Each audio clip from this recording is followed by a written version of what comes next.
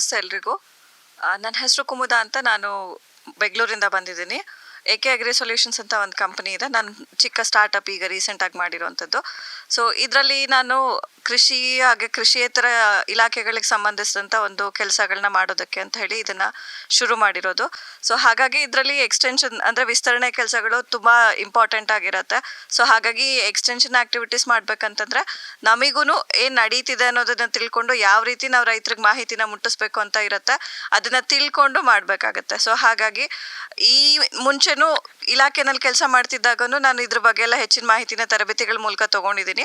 ಅದು ಇದ್ರೂ ಈಗದ್ದು ಪರಿಸ್ಥಿತಿಯಲ್ಲಿ ಪ್ರಸ್ತುತವಾಗಿ ಏನಿದಿರುತ್ತೆ ಅದನ್ನು ತಿಳ್ಕೊಬೇಕು ಅಂತ ಹೇಳಿಬಿಟ್ಟು ನಾನು ಇಲ್ಲಿಗೆ ಬಂದಿದ್ದೆ.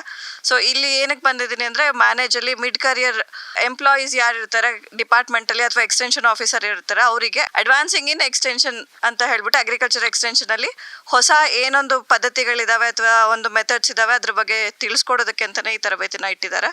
ಹಾಗಾಗಿ ಈ ತರಬೇತಿಗೆ ಬಂದಿದ್ದೀನಿ. ಹೊಸದಾಗಿ ಏನು ತಿಳ್ಕೊಂಡು ಹೋಗ್ಬೋದು ಅಂತ ಹೇಳಿ ಅಂದ್ಕೊಂಡಿದ್ನೋ ಅದೆಲ್ಲ ಮಾಹಿತಿಗಳನ್ನು ತಿಳ್ಕೊಂಡಿದ್ದೀನಿ. ಡಿಜಿಟಲ್ ಎಕ್ಸ್ಟೆನ್ಷನ್ ಇನ್ ಅಗ್ರಿಕಲ್ಚರ್ ಅಂದರೆ ಇವಾಗ ನಡೀತಿರೋ ಒಂದು ವಿಸ್ತರಣಾ ಕಾರ್ಯದಲ್ಲಿ ಡಿಜಿಟಲೈಸೇಷನ್ ಹೇಗೆ ಮಾಡ್ಬೋದು ಇದ್ರ ಬಗ್ಗೆ ಮಾಹಿತಿಗಳನ್ನ, ಹಾಗೆ ನಾವು ರೈತರಿಗೆ ಮಾಹಿತಿಗಳನ್ನ ತಲುಪಿಸೋ ಮಟ್ಟದಲ್ಲಿ ಡಿಜಿಟಲ್ ಉಪಕರಣಗಳನ್ನಾಗಲಿ ಅಥವಾ ಬೇರೊಂದು ವಿಧಾನಗಳನ್ನಾಗಲಿ ಹೇಗೆ ಬಳಸ್ಕೋಬೋದು ಅನ್ನೋದ್ರ ಬಗ್ಗೆ ಮಾಹಿತಿ ಹೆಚ್ಚಿನ ಮಟ್ಟದಲ್ಲಿ ಇಲ್ಲಿ ಸಿಕ್ಕಿದೆ.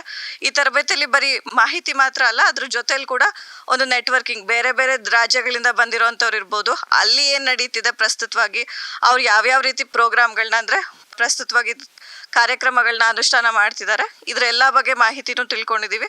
ಇದರೆಲ್ಲ ಬಗ್ಗೆ ಒಬ್ರಿಗೊಬ್ರು ಬೇರೆ ರಾಜ್ಯದವ್ರು ಇನ್ನೊಂದು ರಾಜ್ಯದವ್ರಿಗೆ ಹೇಳ್ಕೊಟ್ಟು ಸಹ ಅಲ್ಲೇನು ನಡೀತಿದೆ ಅನ್ನೋದ್ರ ಬಗ್ಗೆ ಮಾಹಿತಿ ಕೊಟ್ಟು ತುಂಬ ತಿಳ್ಕೊಂಡಿದ್ದೀವಿ. ಸೊ ಇದರಿಂದ ಒಂದು ರಾಜ್ಯದಲ್ಲಿ ನಡೀತಿರುವಂಥದ್ದು ಅಥವಾ ಸಕ್ಸಸ್ಫುಲ್ಲಾಗಿ ಇಂಪ್ಲಿಮೆಂಟ್ ಆಗಿರುವಂಥದ್ದನ್ನು ಬೇರೆ ರಾಜ್ಯದಲ್ಲಿ ಅನುಷ್ಠಾನ ಮಾಡೋದಕ್ಕೂ ಸಹಾಯ ಆಗ್ತಾ ಇದೆ.